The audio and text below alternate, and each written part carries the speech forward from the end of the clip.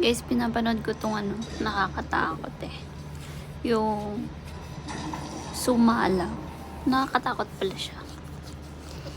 Yung kambal sila, tapos pinatay nung tatay niya yung kambal kasi iba yung itsura. Para siyang kakaiba. Pinatay niya. Ngayon, para naghihiganti siya. Ganun. Nakakatakot siya. Nakakatakot siya, guys. Nakakagulat. Yung gulat parang, oh, ganun. Pero okay naman siya, maganda.